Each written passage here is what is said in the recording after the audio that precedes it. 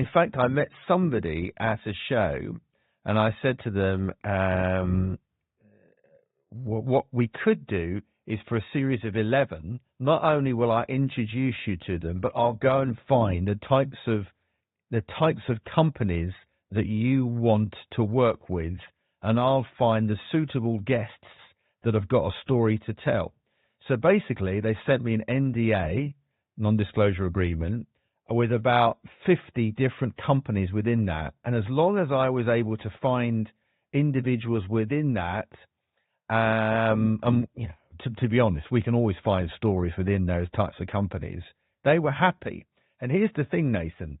They weren't that even bothered about the size of my audience, because they thought if Gordon can introduce us to these 10 people and we can use the content on our own website and build the brand as well, that is a very cost-effective lead generation tool in comparison. Bearing in mind the average sale for this customer is $100,000. So can you see straight away it's a very effective way for them to reach out. And I want to tell you lastly about one other thing that we did on the influence one.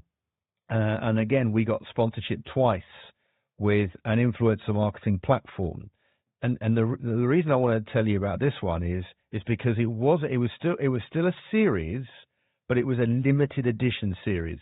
So normally we only publish every 2 weeks. So what I said to them is, how about we do a series of 5? We interview 5 top fashion influencers. You select them from your platform, and we will have the same subject heading, which is influencers are the new retailers, and we'll just get a different individual within the 5. But here's the most exciting thing for you. Let's drop them every single day during London Fashion Week. So normally they would only have been every 2 weeks, which would have come and gone during Fashion Week. But so what I did is I actually changed it to having a limited edition series, and we changed the format. So the normal show just ran every 2 weeks as normal. But what I did for them is create a limited edition series, and that was the key component in them going ahead with it. I love that. It's kind of like native advertising, where you turn the advertising into content, and it's content that provides value that people want to consume. Exactly, yeah. But now, what they could have done is just done the sponsoring the episode every 2 weeks. But the relevance of having this limited edition series meant that it was their brand being promoted every single day for 5 days during London Fashion Week, and associated with influence and fashion together. So it was a double hit. And what we got was all the influencers sharing the content. We got the platform sharing the content. We got the BCMA sharing the content, and me personally sharing it, and tagging in the London Fashion Week Twitter handles and logos. So it's the whole sense of, if you want to move the needle, you've got to do it all together in one go. And that's what we were able to do. I love it. Thank you for sharing this monetization strategy. This seems to be one of the biggest problems that podcasters face. The help that they ask for is, how do I monetize this thing? You just shared with us some phenomenally valuable advice on doing that.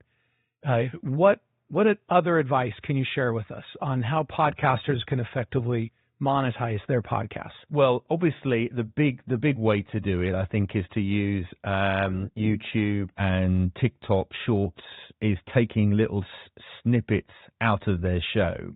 And almost like if you're doing a half hour or 40 minutes show, could you create like 5 different 30-second snippets and use that on your Instagram or TikTok? I must admit, I don't do that as much as I've seen other people do it, but I know it's a very successful way, because what you want is you want drivers to your main show. You want people to, we're now in the attention economy. People's, I'll tell you an interesting stat, is the average person scrolls the length of the Eiffel Tower every day on their phone, which is phenomenal.